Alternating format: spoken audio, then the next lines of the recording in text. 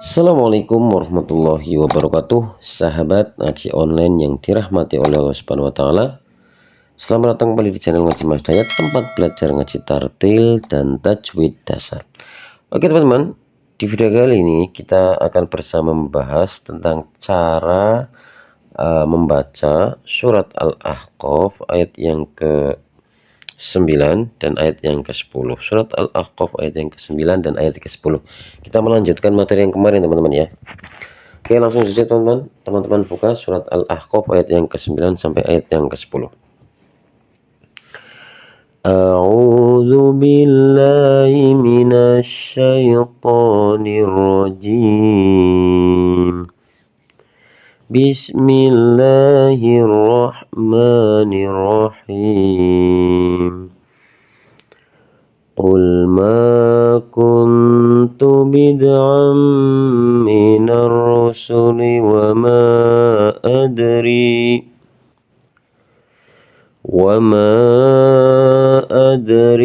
ma yuf'alu bi wala bikum in attabi'u illa ma yuha ilayya wa ma ana illa nadhirum mubin. Oke, langsung saja kita bahas, uraikan hukum bacaan tajwid apa aja yang ada di surat ayat yang ke-9 surat Al-Ahqaf. Oke, yang pertama teman-teman ya. Qul ma, di sini ada ma. Nah, udah pasti teman-teman udah sering belajar di video kita sebelumnya. Apabila ada huruf alif, kemudian sebelumnya kok ada huruf yang berharokat fathah dan ini pasti dibaca panjang, maka dinamakan hukum bacaan mad tabi'i. Apabila ada huruf alif sebelumnya ada huruf berharokat fathah, maka dinamakan mad tabi'i. Kemudian kuntu. Perhatikan teman-teman ya, di sini ada huruf hukum huruf nun sukun, kemudian bertemu dengan huruf ta, dan kemudian membacanya itu en ya, en. Makanya ketika teman-teman kok menemukan huruf nun sukun atau tawin kok dibacanya eng atau an ya, dalam ilmu tajwid ini dinamakan hukum bacaan ikhfa hakiki teman-teman ya. Ikhfa hakiki udah pasti jelas, eng atau an. Kemudian bid. Nah di sini huruf qalqalah dan huruf ini matinya di tengah-tengah kalimat, maka dinamakan hukum bacaan qalqalah sughra, qalqalah kecil. Bid'ammi. Nah di sini ada fathatain ya, fathatain bertemu dengan huruf mim teman-teman ya. Fathatain atau tanwin bertemu dengan huruf mim. Dalam ilmu tajwid kita sudah pasti tahu, teman-teman tahu, apabila ada tanwin bertemu dengan huruf mim maka dinamakan hukum bacanya adalah hukum bacaan idgham bihunna, dan ini huruf mimnya double teman-teman ya, ternyata bertasjid, makanya dinamakan juga hukum bacaan hunna. Kemudian minar rusuli, di sini ada alif lam bertemu dengan huruf ro, dan perhatikan teman-teman ya, alif lamnya ini tidak terbaca dan langsung dibaca ke huruf ro-nya. Maka kalau apabila ada hukum bacaan atau kalimat kok alif lamnya tidak terbaca, maka ini dinamakan hukum bacaan al-syamsiyah atau idgham syamsiyah. Kemudian kita lanjut wama'a. Apabila ada mad tabi'i bertemu dengan hamzah di lain kata atau di lain kalimat, maka hukum bacaan ini dinamakan bacaan mad jais munfasil. Jadi boleh baca panjang 3, boleh baca panjang 4, 5 atau 6, namanya jais, boleh. Kemudian ad. Nah ad sama kayak dal sini ya, huruf qalqalah kemudian matinya di tengah kalimat, maka dinamakan qalqalah sughra. Adri, sini ada mad tabi'i, ma yuf'alu bi wala bikum.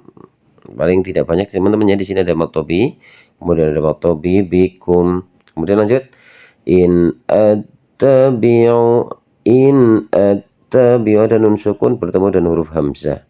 Dibaca seperti apa? Dibacanya ini jelas. Jadi ketika dibaca jelas, kalimat itu terbaca jelas, maka dinamakan hukum bacaan idhar halki. Nah, teman, ini hukum bacaan nun sukun.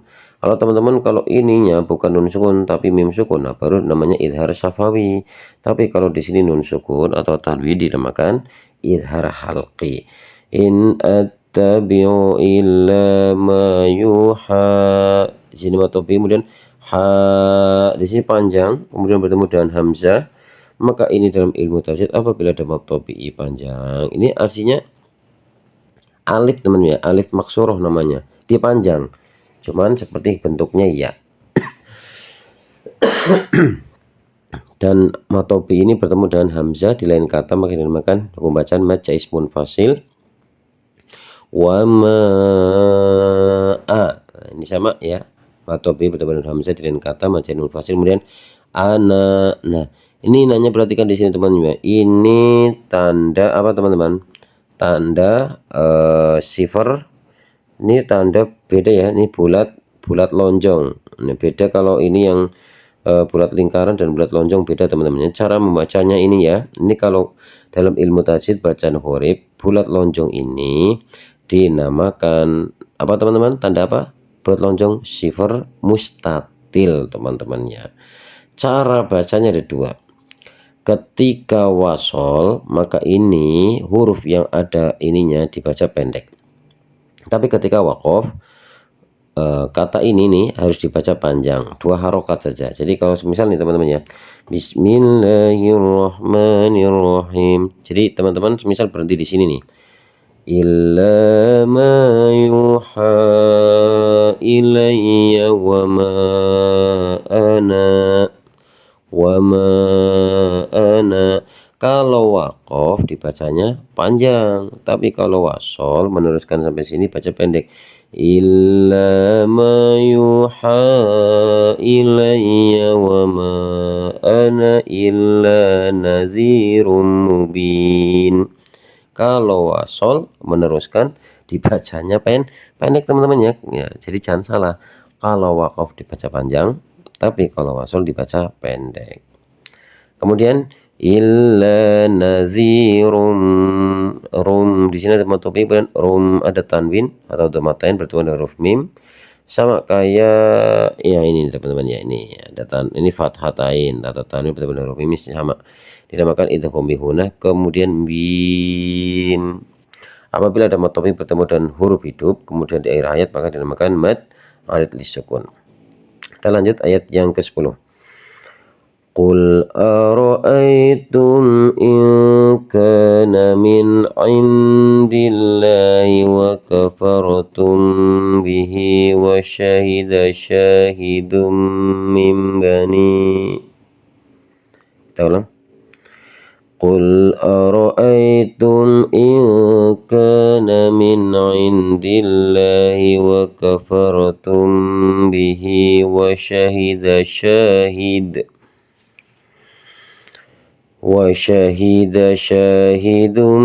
min bani Israila ala mislihi fa amana wastakbartum innallaha la yahdil qaumal zalimin. Oke, lanjut kita uraikan hukum bacaan tajwid di ayat yang ke-10. Kemudian qul ara'aytum ada mim sukun bertemu dengan huruf hamzah. Nah ini di bacaan apa nama teman-teman ya, hukum bacaan mim sukun. Nah apabila kok terbacanya udah pasti jelas maka hukum baca ini dinamakan hukum bacaan idhar syafawi. Kemudian apabila ada nun sukun bertemu dengan huruf ka. Dan cara bacanya ini ketika terbacanya ang gitu ya teman-teman ya, ang, maka dinamakan hukum bacaan ifa hakiki. Kemudian kanya panjang jadi matobi kana min ai ya, nun sukun bertemu dengan huruf a ya, hukum bacaan nun sukun atau tanwin dibacanya jelas. Maka kalau jelas dinamakan idhar syafawi. Beda ya, kalau ini idhar syafawi, kalau ini mohon maaf idhar halqi teman-teman.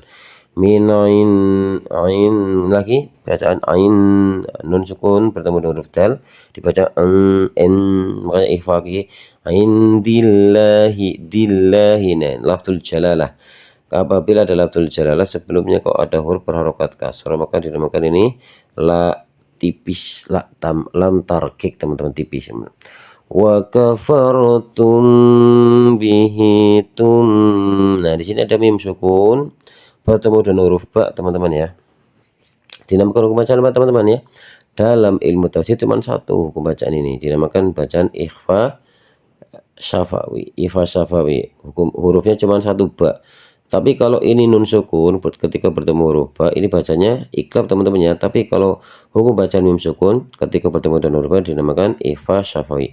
Bihi wa syahida syahidum dum. Nah, ada domatain atau tanwin bertemu dengan huruf mim dinamakan bacaan idgham bi gunnah dan sekaligus ini gunnah mim. Nah, ini yang baru kita bicarakan tadi ya.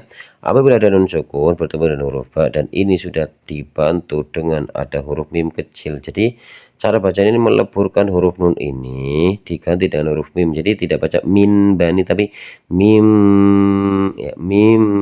Nah, ini hukum bacaan apa teman-teman? Hukum bacaan iklab teman-teman ya. Kemudian lanjut mim bani i. Nah, sini ada matobi bertemu dengan huruf hamzah di lain kata, maka ini dinamakan hukum bacaan maca ismun fasil Israila. Nah, ini matobi bertemu dengan huruf hamzah tapi di satu kata, satu kalimat. Nah, ini kalau ini lain kalimat, ini satu kalimat, maka hukum bacaan ini dinamakan mad wajib mutasil kalau ini maca ismun fasil. Kemudian ala mislihi fa amana wastakbartum. Tidak banyak, sini ada matobi, pun ini juga matobi, kemudian fa'amana, a-nya di sini matobi, wastakbartum. Nah, tidak banyak. Kemudian lanjut innallaha la ya. Di sini ada nun bertasydid teman-teman ya.